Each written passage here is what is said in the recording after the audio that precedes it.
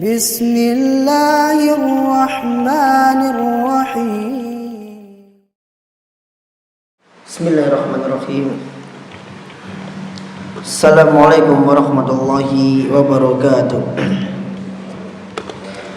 Innal hamdalillah nahmaduhu wa nasta'inuhu wa nastaghfiruh wa na'udzu billahi min syururi anfusina wa min sayyiati a'malina. Man yahdihillahu fala mudhillalah wa man yudlil fala hadiyalah. Asyhadu an la ilaha illallah wahdahu la syarikalah wa asyhadu anna Muhammadan abduhu wa rasuluh. Allahumma salli wa sallim ala nabiyyina Muhammad wa ala alihi wa ashabihi wa man tabi'ahum ila yaumiddin. Para jamaah rahimani wa rahimakumullah, pada pertemuan yang lalu kita membahas tentang cara berterima kasih kepada orang yang berbuat baik kepada kita, di mana Nabi alaihi salatu wassalam memberikan 3 tingkatan atau 3 cara untuk berbuat baik kepada orang yang telah berbuat baik kepada kita. Dan tujuan dari cara ini adalah, tentu yang pertama adalah untuk ukhuwah Islamiyah atau persatuan kaum muslimin. Sebagaimana yang telah kita sampaikan pada pertemuan yang telah lalu, bahwa seluruh dalil seluruh dalil yang berkenaan tentang muamalah terhadap sesama manusia itu ujung-ujungnya mengerucut kepada ukhuwah Islamiyah, persatuan Islam. Dan termasuk juga di antara hikmah cara yang diajarkan oleh Nabi untuk berbuat baik atau membalas kebaikan kepada orang yang berbuat baik kepada kita adalah agar tidak membuat orang yang sudah baik ke kita itu kecewa. Bagaimana caranya? Maka ada 3 cara. Yang pertama adalah dengan membalas kebaikan yang dilakukan oleh si fulan. Membalas kebaikan ini dirinci menjadi 2 macam, yaitu dengan balasan yang setara atau dengan balasan yang lebih dari kebaikan, yang lebih dari kadar kebaikan yang dilakukan oleh si fulan. Tidak boleh kurang dari kadar kebaikan si fulan. Kalau misalkan tidak mendapati sesuatu yang bisa digunakan untuk membalas kebaikan si fulan, maka cara kedua dengan cara memuji kebaikan si fulan. Kalau ternyata tidak bisa juga, maka cara yang ketiga adalah dengan cara mendoakan kebaikan si fulan agar dia merasa lega, merasa dihargai, merasa termuliakan dengan kebaikan yang dilakukan kepada kita. Dan juga hadis ini diikat oleh sabda Rasul alaihi salatu wasallam, la yashkurillah man la yashkurin nas. Tidak dikatakan bersyukur kepada Allah orang yang tidak tahu terima kasih kepada manusia. La yashkurullaha man la yashkurun nas. Tidak dikatakan bersyukur kepada Allah orang yang tidak terima kasih kepada manusia. Berarti konsekuensi dari hadis ini, siapa yang membuat kecewa orang lain, entah itu karena sikap dia atau apapun itu, sebagai bentuk tidak terima kasih kepada manusia, berarti dia tidak terima kasih kepada Allah Subhanahu wa ta'ala.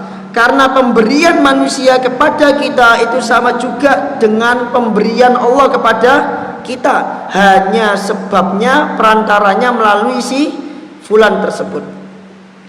Kemudian kita masuk ke bab 113, babun ma'unatur rajul akhahu, bab pertolongan seseorang kepada saudaranya. Pertolongan seseorang kepada saudaranya, artinya menolong orang lain.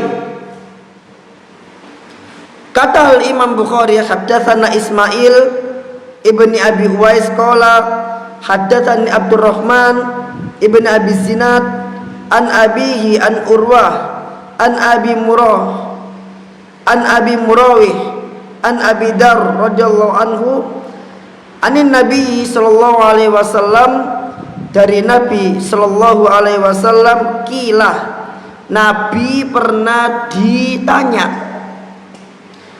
Apa pertanyaannya? Ayyul a'mal khairun, amal apakah yang paling baik dari sekian banyak amal itu Pak nggih? Yang paling baik itu yang apa? Dari ribuan amal soleh, yang nomor satu itu yang apa? Maka Rasul mengatakan imanun billah, yang nomor satu itu iman kepada Allah. Wa jihadun fi sabili, dan yang nomor dua itu adalah jihad di jalan Allah. Maka orang tadi tanya lagi, fa ayyur riqabi afdal, lalu budak yang mana yang paling utama untuk dibebaskan? Karena waktu itu di zaman Nabi, amalan termasuk diantara amal soleh yang paling tinggi adalah membebaskan budak. Maka dia tanya, budak model yang mana yang paling utama? Maka kata Rasul, asu wa anfusuha inda ahliha, yang paling utama adalah yang paling mahal harganya dan yang paling berharga di sisi tuannya. Jadi kalau ini orang punya tuan, ternyata menurut tuannya budak ini yang paling berharga, yang paling baik, yang paling enak lah pokoknya, maka itu yang paling utama untuk dimerdekakan. Lalu orang tadi bertanya lagi, jamaah, ini luar biasa. Jadi terkadang syariat itu muncul karena adanya pertanyaan dari para sahabat, dan ini menunjukkan ketajaman berpikirnya mereka. Dan perlu panjenengan ketahui, dari mana orang bisa tajam dalam bertanya, berpikir? Jawabannya adalah karena dia berpegang teguh dengan sunnah. Semakin orang itu memegang sunnah dengan erat, maka dia akan semakin tajam dalam berpikir, akan semakin matang dalam berpikir. Orang ditanya, afara'aita illam astati' ba'dal amal, bagaimana pendapatmu wahai Rasul, kalau misalkan aku tidak mampu melakukan amal-amal yang tadi? Artinya aku tidak mampu untuk membebaskan budak. Kira-kira ada enggak amal yang lebih utama lagi selain membebaskan budak? Nah, kata Rasul, fatu'inu do'ian, engkau menolong orang yang kesusahan. Au tasna'u li akhraq, atau engkau menolong orang yang tidak memiliki keahlian, pengangguran, tidak memiliki keahlian, ditolong. Nah, itu amal yang afdol.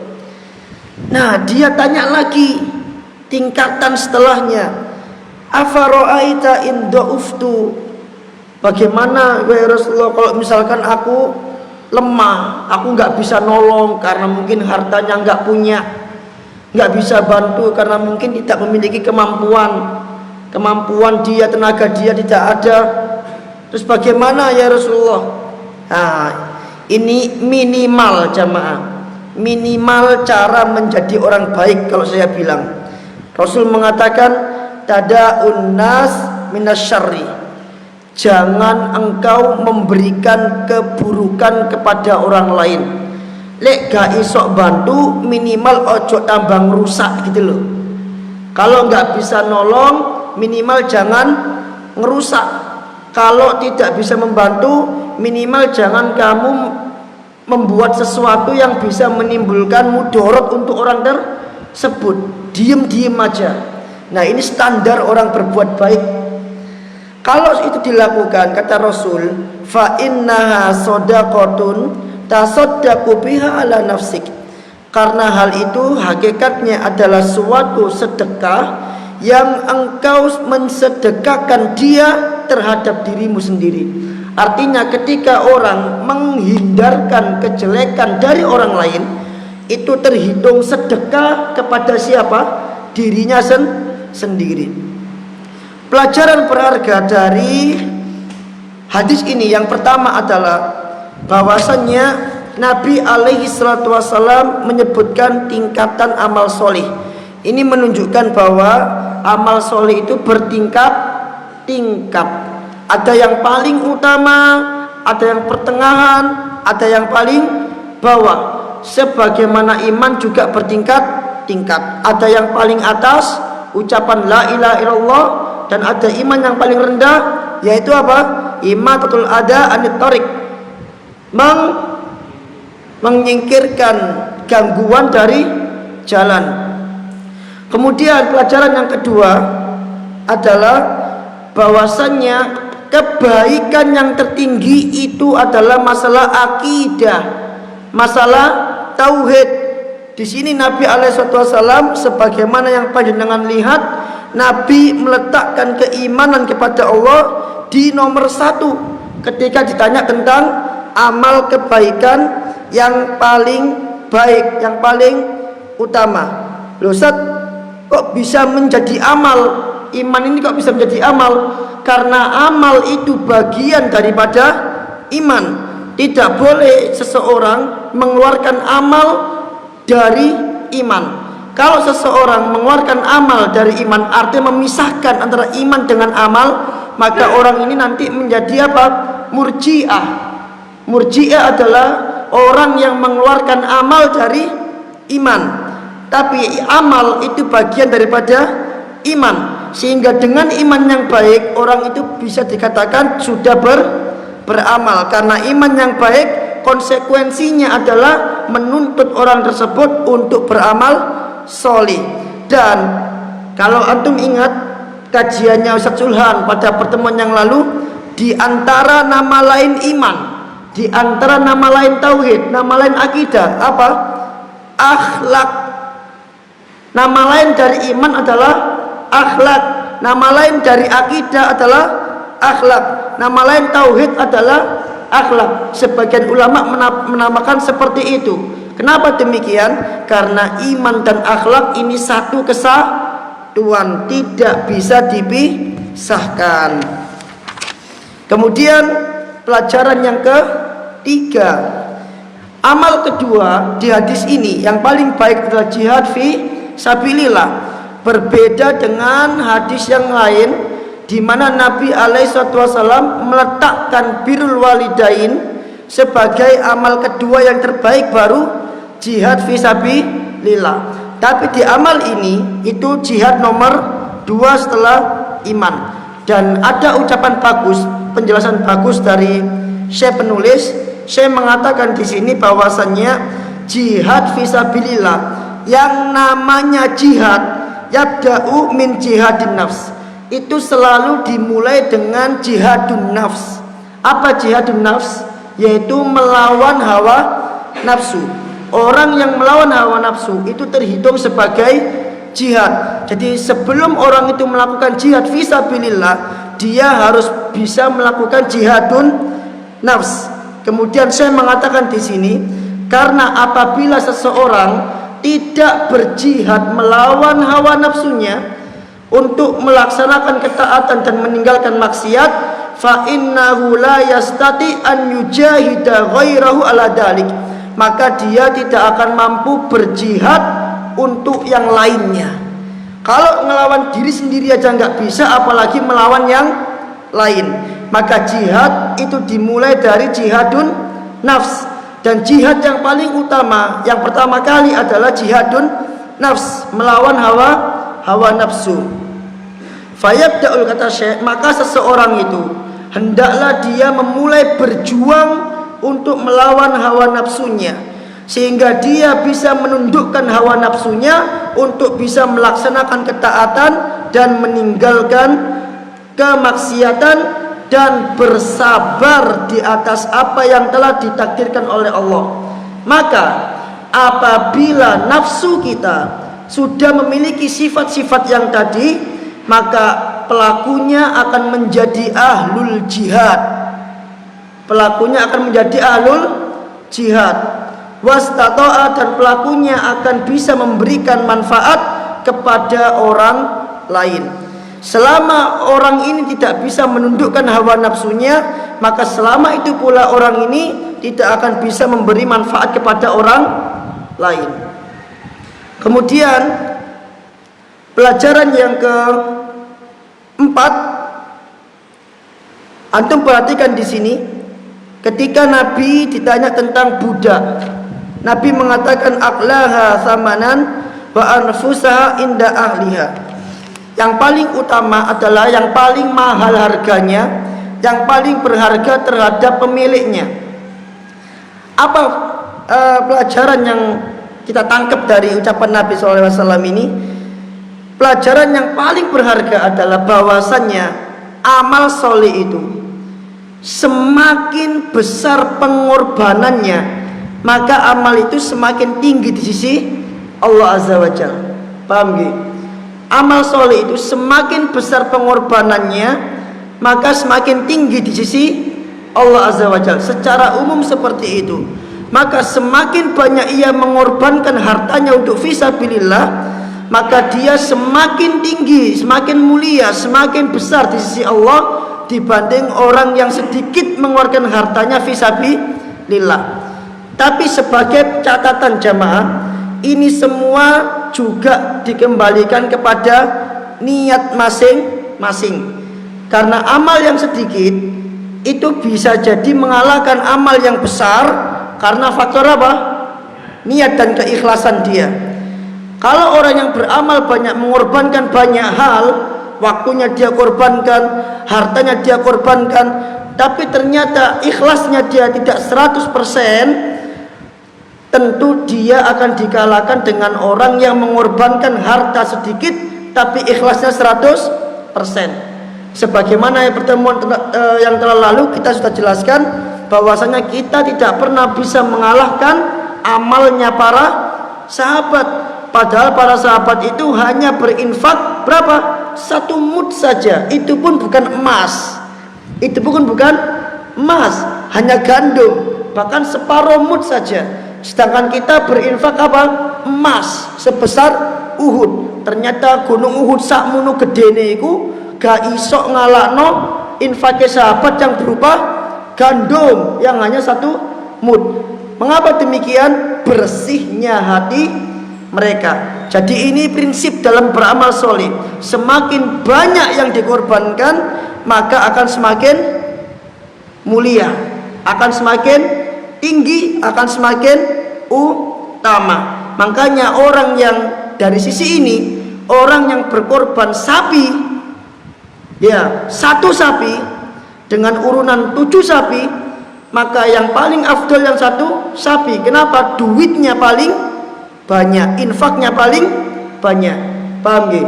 Dan bisa juga orang yang beli minyak wangi harga 100.000 misalkan, dengan minyak wangi harga 10.000 misalkan, masing-masing 2 orang ini meniatkan fisabilillah untuk Allah Azza wa Jal. Dia beli yang 100.000 karena memang wanginya luar biasa.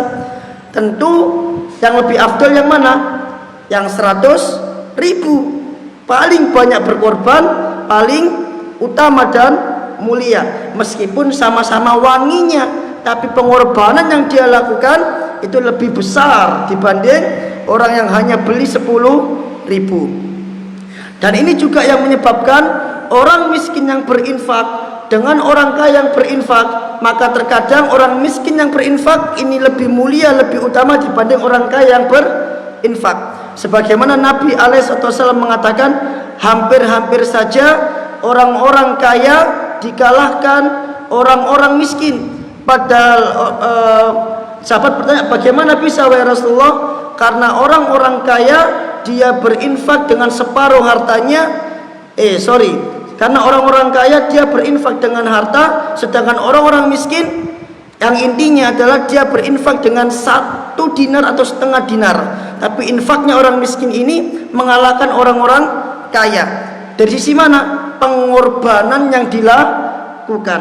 Orang kaya yang berinfak terkadang mungkin dia tidak menginfakkan 50% hartanya. Tapi orang-orang miskin, meskipun dia berinfak 1 dinar, bisa jadi 1 dinar itu adalah 100% dari hartanya.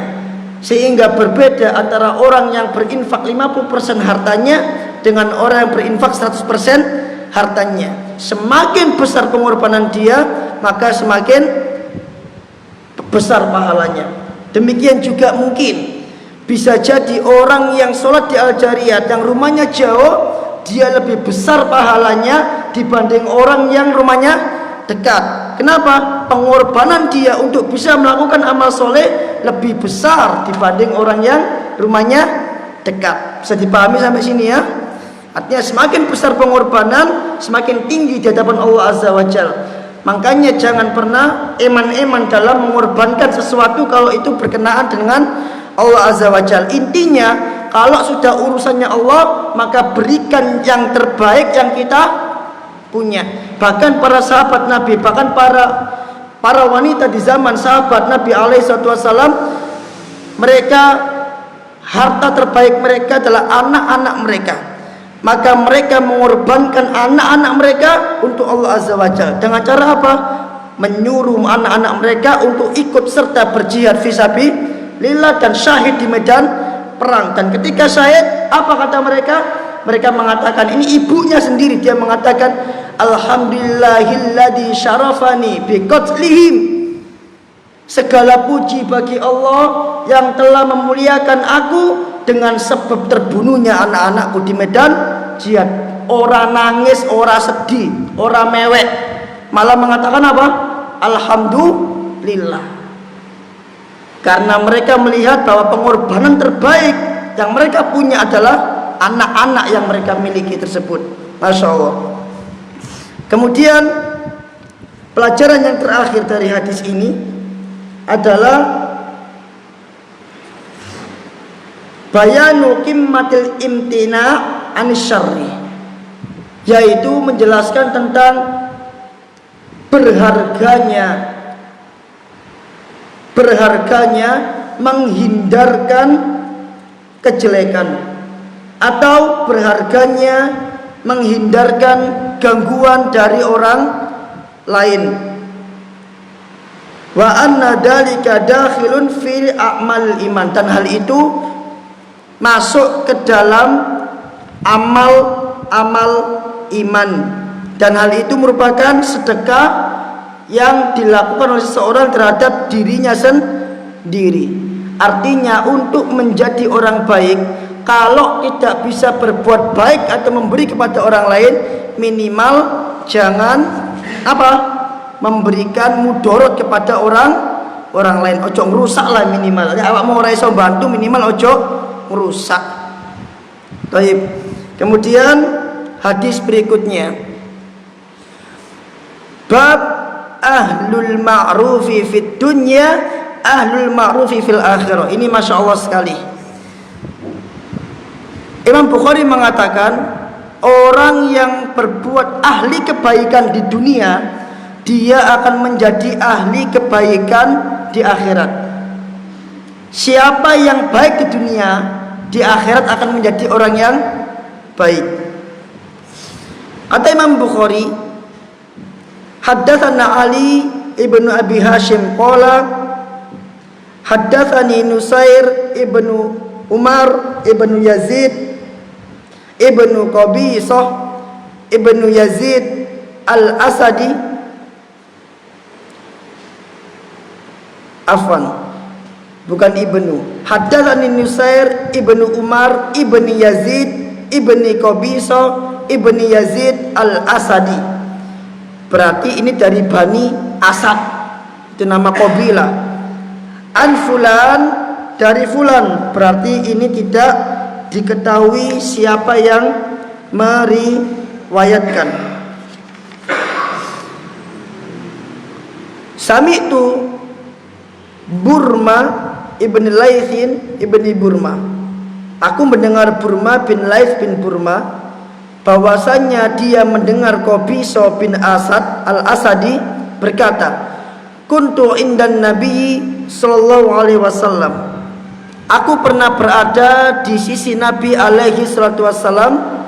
Fasami'tuhu yaqul, maka aku mendengar beliau bersabda, alul ma'rufi fid dunya hum alul ma'rufi fil akhirah, wa alul munkari fid dunya hum alul munkari fil akhirah. Orang ahli kebaikan di dunia, mereka akan menjadi ahli kebaikan di akhirat. Dan ahli kejelekan di dunia, ahli dosa, ahli kemungkaran di dunia, mereka akan menjadi ahli kemungkaran di akhirat. Hadis ini sahih li ghairi. Apa pelajarannya? Pelajarannya adalah yang pertama, sebagai bentuk motivasi kepada kita untuk berbuat baik. Kenapa demikian?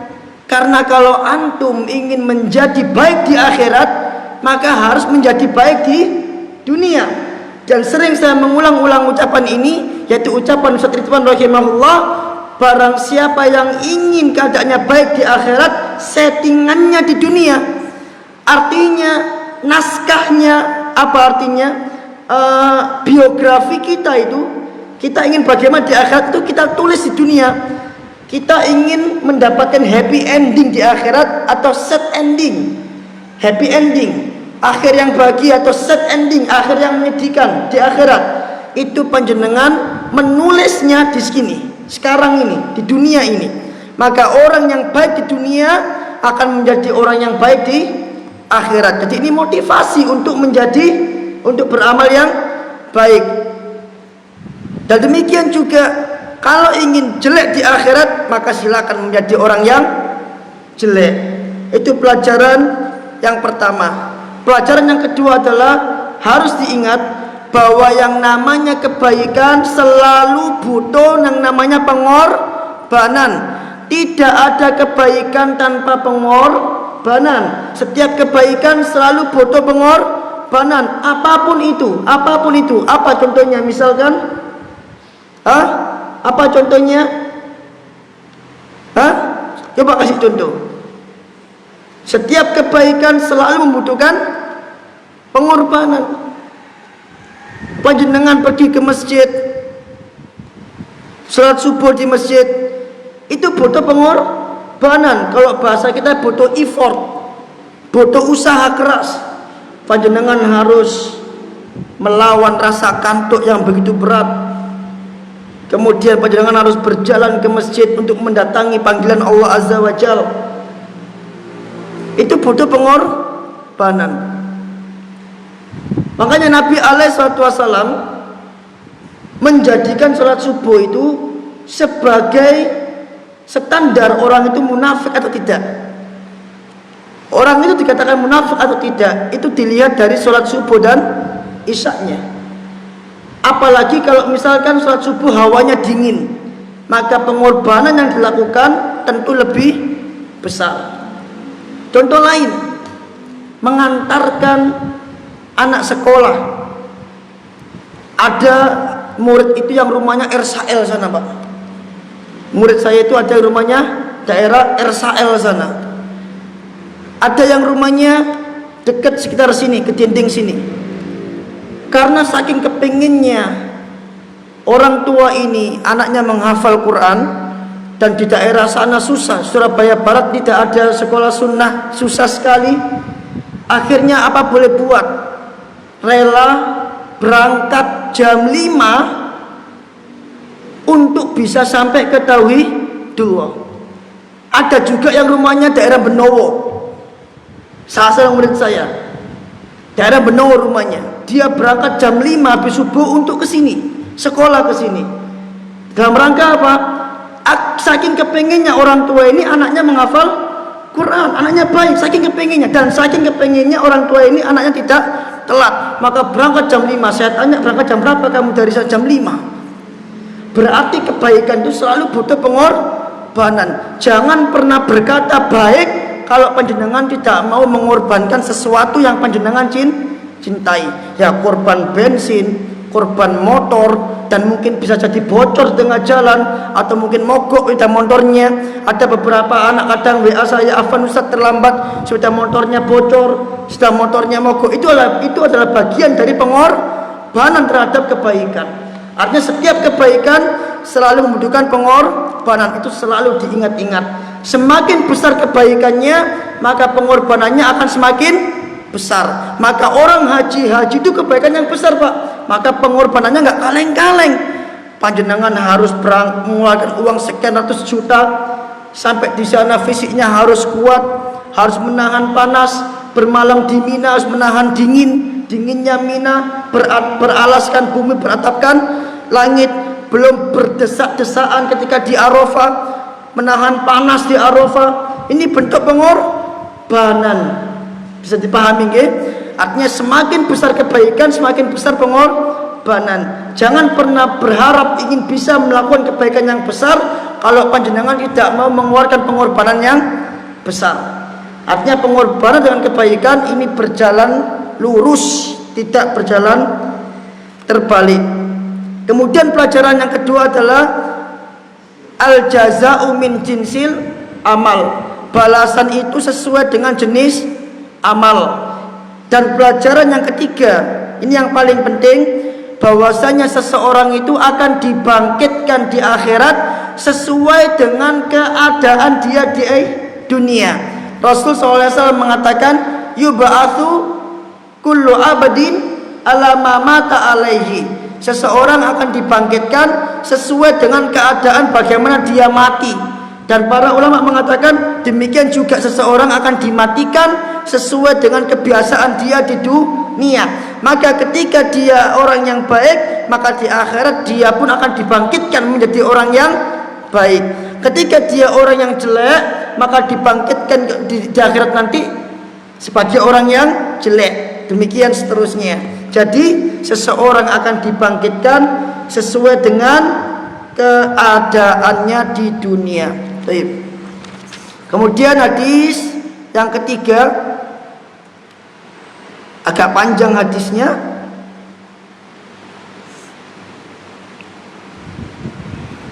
Kita baca langsung sabdanya Nabi alaihi salatu wasallam. An Harmala bin Abdillah, dari Harmala bin Abdillah, annahu kharaja hatta atan nabiyya sallallahu alaihi wasallam, bahwasanya dia pernah keluar hingga dia keluar untuk menemui Nabi alaihi salatu wasallam. Fakana indahu hatta arafahu Nabi sallallahu alaihi wasallam, maka Harmala ini berada di dekat Nabi alaihi salatu wasallam sampai Nabi sallallahu alaihi wasallam mengenali dia. Falamma irtahala, tatkala Nabi SAW pergi. Jadi gini ceritanya, Harmala ini ingin mendatangi Nabi SAW. Ternyata Nabi ini tidak tahu maksudnya Harmala kesini mau ngapain. Padahal tujuan dari Harmala ini mau tanya sama Nabi, mau belajar. Tapi karena dia nggak tanya-tanya, maka Nabi pergi. Ketika Nabi pergi, Harmala mengatakan kepada dirinya, wallahi la atiyanna nabiyya sallallahu alaihi wasallam hatta azdada minal ilmi. Demi Allah, aku akan benar-benar mendatangi Nabi sallallahu alaihi wasallam sampai aku bisa menambah ilmu. Nah, ini luar biasa. Belajar, Pak, menambah ilmu. Fajitu amshi, maka aku pun berjalan kaki menuju Nabi alaihi wasallam hatta kumtu baina yadayhi, sampai aku berada di hadapan beliau. Fakultu, lantas aku mengatakan, ma ta'muruni a'mal. Kata Harmala, dia tanya, wahai Rasulullah, apa yang engkau perintahkan kepadaku agar aku bisa beramal? Maka Rasul mengatakan, ya Harmala, i'til ma'ruf wajtanib al munkar. Wahai Harmala, kerjakan kebaikan dan jauhilah kejelekan, jauhilah kemungkaran. Selesai. Itu hasil belajarnya cuman itu. Tsumma raja'tu, kemudian dia pulang, hatta jitur rahilah. Kemudian dia balik lagi jamaah. Balik lagi, tapi bedanya kalau yang pertama tadi dia jalan kaki ke Nabi, yang kedua ini dia balik ke Nabi naik hewan tunggangan, entah kuda ataupun unta. Kemudian aku sampai di hadapan Nabi dan aku berdiri di posisiku dekat dengan beliau.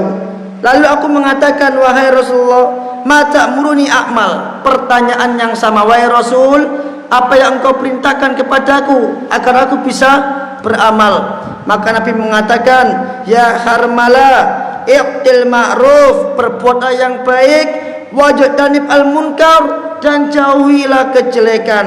Dan ini Pak, bagian yang paling bagus yang Nabi ucapin, indah sekali.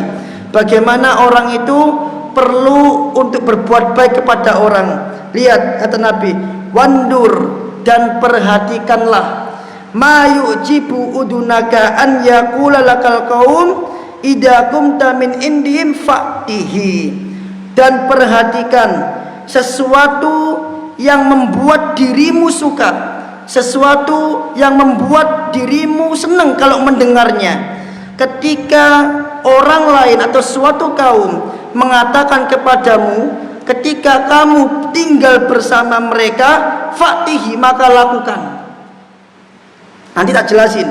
Wandur, dan perhatikan, alladzi takrahu an yaqula lakal qaum, sesuatu yang membuatmu tidak suka kalau seandainya kaum tersebut mengatakan kepadamu, idza kumta min indihim, apabila engkau tinggal bersama mereka, fajtanibhu, maka jauhilah sesuatu itu. Kemudian kata Harmala, falamma raja'tu tafakkartu, ketika aku kembali pulang, aku merenungi ucapan Nabi tadi itu. Sesuatu yang membuatku suka apabila suatu kaum mengatakan kepadaku, ketika aku tinggal bersama mereka, maka lakukan. Dan sesuatu yang membuatku enggak suka ketika kaum tersebut mengatakan kepadaku, ketika aku tinggal bersama mereka, maka jauhilah. Dia merenungi terus.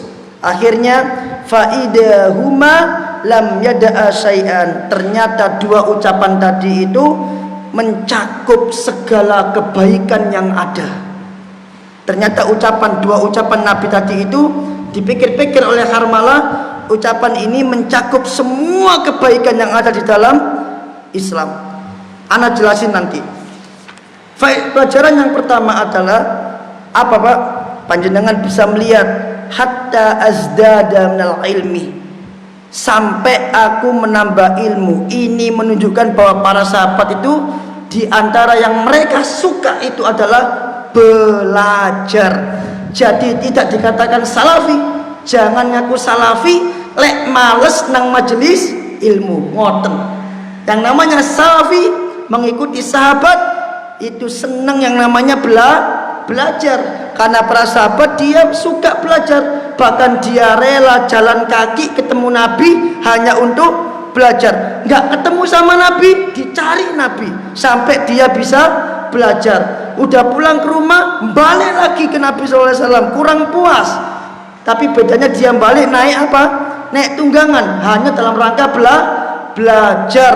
Jadi pelajaran yang pertama, seorang ahlus sunnah, seorang salafi harus semangat untuk belajar, masya Allah. Kemudian pelajaran yang kedua, yaitu bersemangat untuk mengerjakan kebaikan dan menjauhi kejelekan.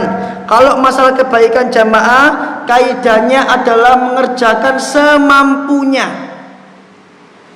Tapi kalau kejelekan, kaidahnya adalah tinggalkan seluruhnya. Tidak ada Nabi mengatakan seperti ini, dan apabila itu kejelekan maka tinggalkanlah semampumu. Tidak ada. Tapi kalau urusan kebaikan, Nabi mengatakan kerjakanlah semampumu. Tapi kalau masalah kejelekan, Nabi mengatakan fajtanibuhu, jauhilah dia. Kenapa kok Nabi gak mengatakan jauhilah semampu kita? Bukan. Para ulama mengatakan karena untuk mengerjakan kebaikan tidak setiap orang bisa. Tidak setiap orang bisa. Tapi untuk menjauhi kejelekan pada hakikatnya setiap orang bisa.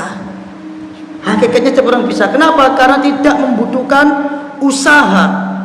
Tidak membutuhkan usaha sebagaimana melakukan kebaikan. Sehingga setiap orang itu dengan kemampuannya mereka itu bisa semuanya.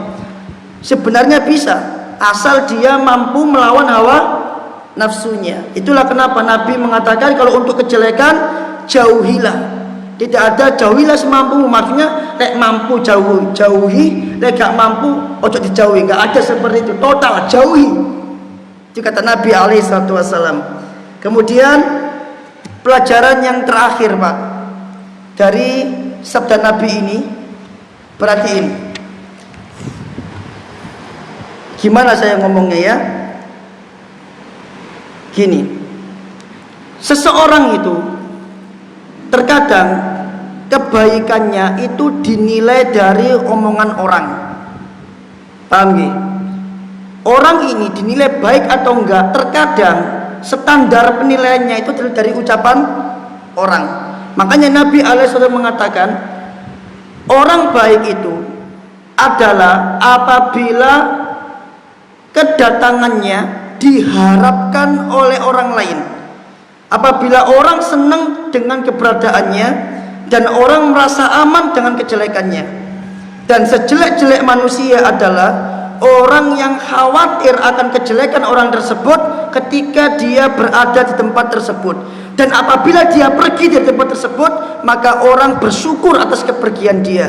Maka terkadang standar kebaikan orang itu ditentukan dari ucapan orang. Terkadang seperti itu. Nah, di sini Nabi memberikan kaidah untuk menjadi orang baik. Kaidahnya apa?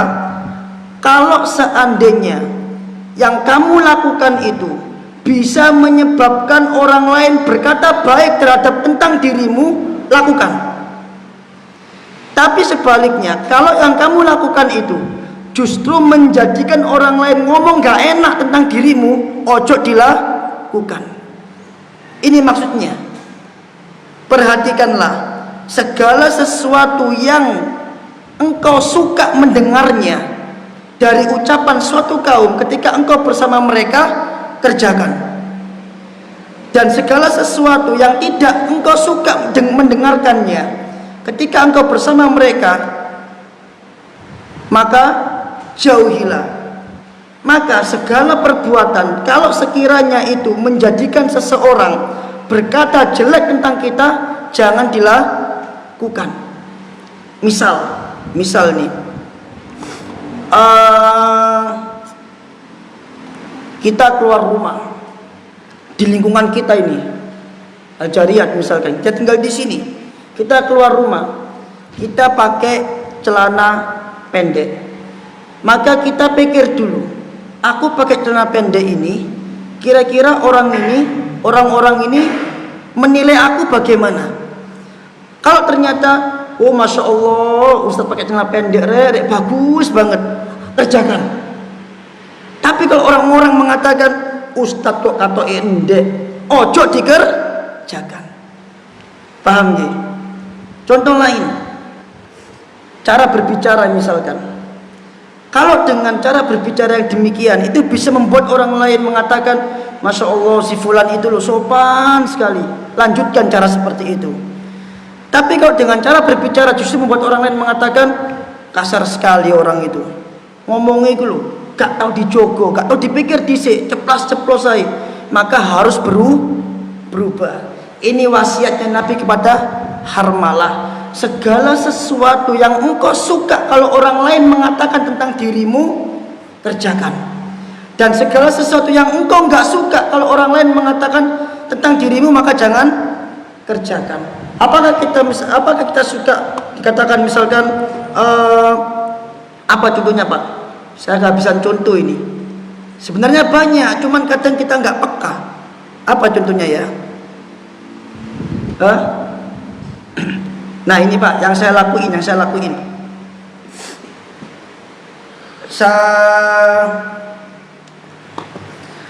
Ketika saya teriak-teriak di depan anak-anak di saat ada wali murid, apakah saya suka kalau seandainya wali murid mengatakan tentang saya, iku ustadz gak sopan, bengak-bengok nang ngarepe arek-arek? Kira-kira saya suka enggak diomongkan seperti itu? Tidak suka tentunya kan, misalkan ya, tidak suka tentunya. Maka saya harus merubah sifat saya itu untuk tidak teriak-teriak kepada anak di depan wali murid. Kalau wali muridnya enggak ada, baru. Itu contoh. Artinya segala sesuatu yang kita suka dengar dari orang lain, hanya kalau orang lain menanggapi dengan baik dan kita suka tanggapan dia, terusin itu. Berarti itu kebaikan, lanjutan.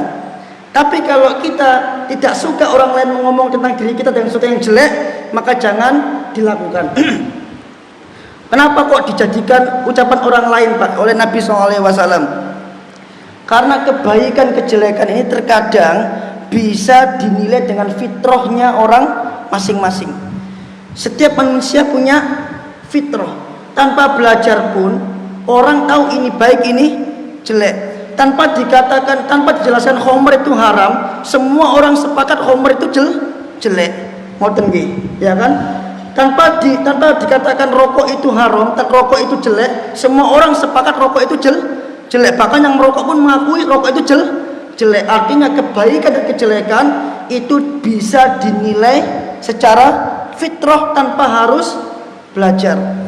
Makanya anak kecil itu ada usia tamyiz. Apakah dia perlu belajar untuk mencapai usia tamyiz? Tidak. Dia belajar dengan sendirinya sehingga dia tahu ini salah, ini betul, tanpa harus dikasih tahu. Terkadang dia tahu ini nggak boleh, ini tidak boleh. Ketika dia mencapai usia tamyiz, kapan itu? Itu secara alamiah. Artinya manusia ini punya sifat alamiah untuk belajar mengetahui secara fitrah ini baik, ini jelek. Itu secara fitrah. Makanya secara fitrah semua orang tahu bahwa laki-laki itu pasangannya perempuan, tanpa harus dikasih tahu kamu nanti nikahnya sama perempuan ya. Tanpa dikasih tahu seperti itu, secara otomatis dia tahu bahwa nanti menikah itu dengan perempuan. Itu secara alamiah. Makanya terkadang untuk menilai kebaikan dari dalam diri kita, terkadang orang lain bisa menilai tanpa harus dia belajar. Itulah kenapa Nabi SAW bisa jadi menjadikan standar penilaian orang lain tentang kebaikan diri kita. Contoh terakhir dari saya di Gang Swadaya, di gang belakang itu kan gangnya sempit. Ada satu orang yang kalau naik motor itu ngebut, beneran Pak, ngebut di gang sempit, ngebut gitu, nyenggol tong sampah jatuh nggak dibenerin. Ngebut itu boleh apa enggak? Aslinya boleh apa enggak ngebut itu? Boleh kalau di jalan depan. Tapi kalau di jalan kampung, semua orang tanpa harus belajar tahu lek nang gang cilik gak oleh ngebut, tanpa harus belajar, secara alami tahu karena itu bukan tempatnya ngebut, secara alami. Maka penilaian orang lain terhadap orang ini apa? Semuanya mengatakan bapak ini suka ngebut, bahkan ada yang menjuluki Pak Ngebut, dijuluki Pak Ngebut. Nah, ketika orang lain mengatakan demikian kepada dirinya, dia suka apa enggak? Tentu dia tidak suka. Maka perbuatan ngebutnya tadi itu adalah perbuatan yang tidak baik karena dibenci oleh masyarakat. Ngoten nggih? Baik, barakallahu fikum. Wallahu alam. Yang terakhir adalah hadis yang sama dengan hadis sebelumnya. Cuman beda perawi, ini dari Salman Al-Farisi. Kata dia, berarti ini asarnya Salman Al-Farisi. Kata Salman radhiyallahu anhu, inna alal ma'rufi fid dunya hum ahlul ma'rufi fil akhirah. Ahli kebaikan di dunia, mereka adalah ahli kebaikan di akhirat. Apa faedahnya tadi? Al jaza'u min jinsil amal. Balasan itu tergantung dengan jenis amal. Wallahu a'lam bishawab. Naam, barangkali ada yang mau ditanyakan, silakan Pak. Bismillah.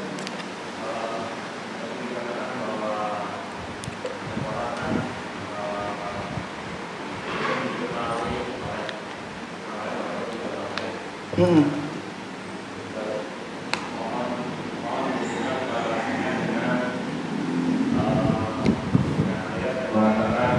Janganlah kau mengikuti kebanyakan manusia, karena manusia akan mendapatkan sesat yang pertama.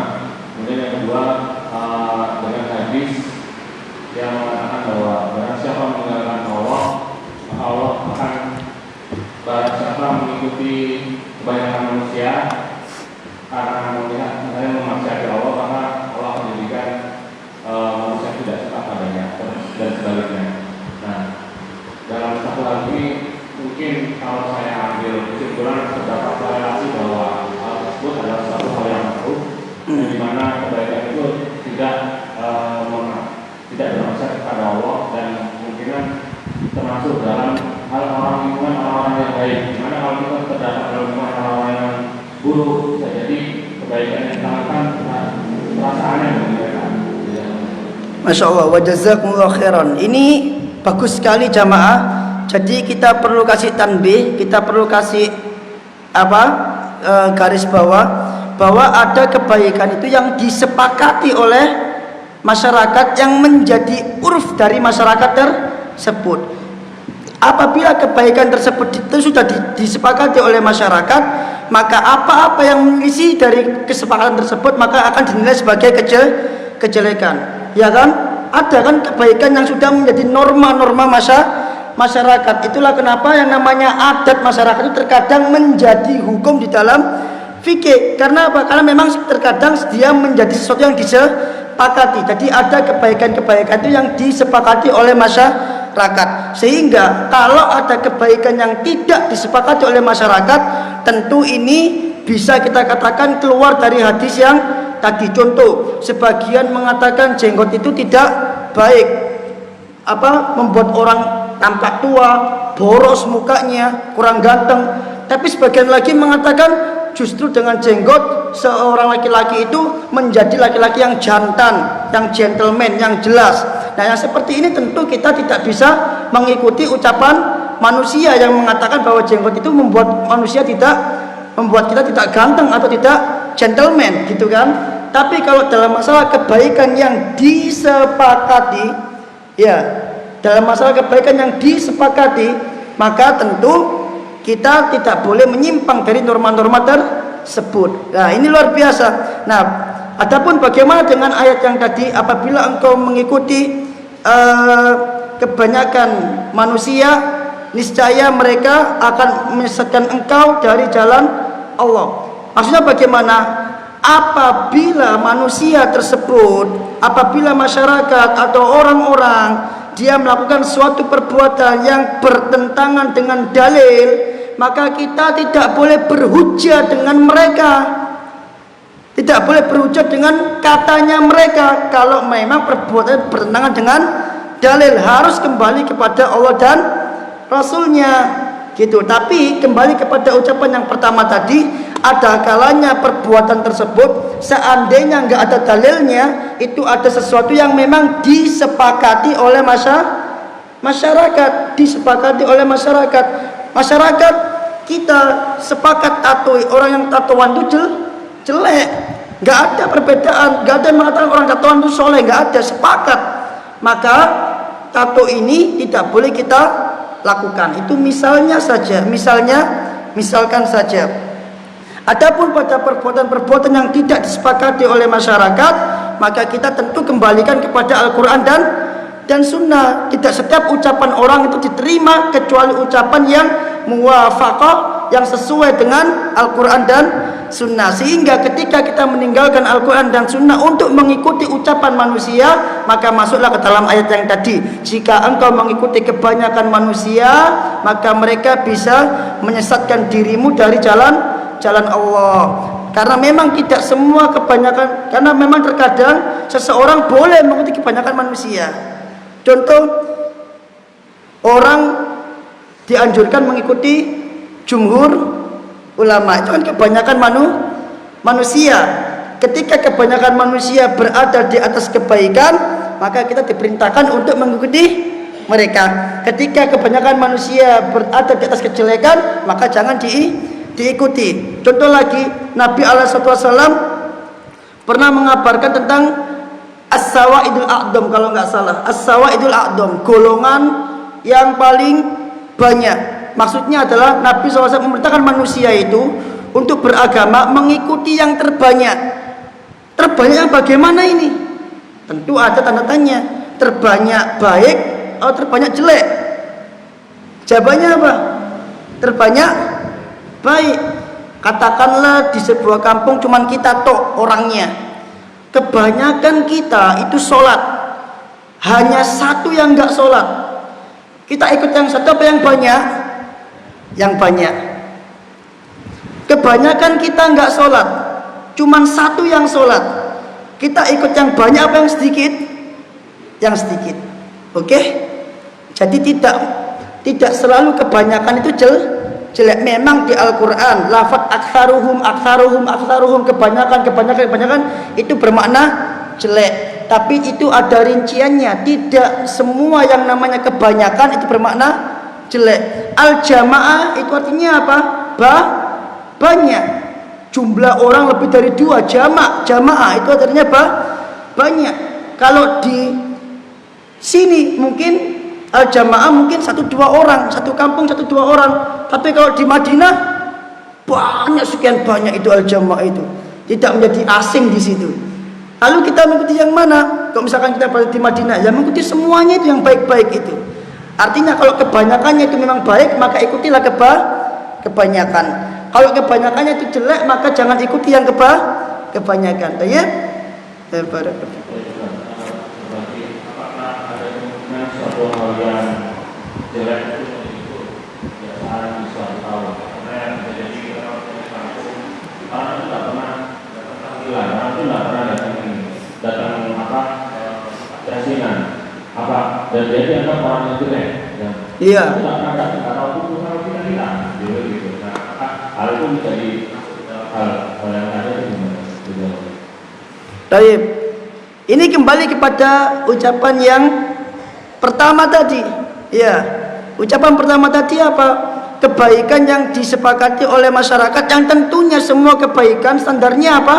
Al-Quran dan Sunnah. Jadi ada kalanya manusia menganggap baik tapi tidak sesuai dengan Al-Quran dan Sunnah, maka anggapan manusia itu dikatakan jelek. Makanya Ibnu Mas'ud mengatakan sesungguhnya bid'ah itu sesat meskipun semua manusia menganggap baik. Artinya anggapan baik manusia itu tidak ada manfaatnya ketika dia tidak sesuai dengan Al-Quran dan Sunnah.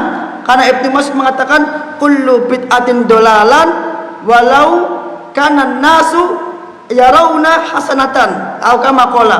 Setiap bid'ah itu semuanya sesat meskipun seandainya manusia menganggap dia suatu kebaikan. Paham nggih? Jadi kebaikan yang dianggap oleh manusia itu tidak manfaat kalau dia tidak sesuai dengan Al-Quran dan Sunnah.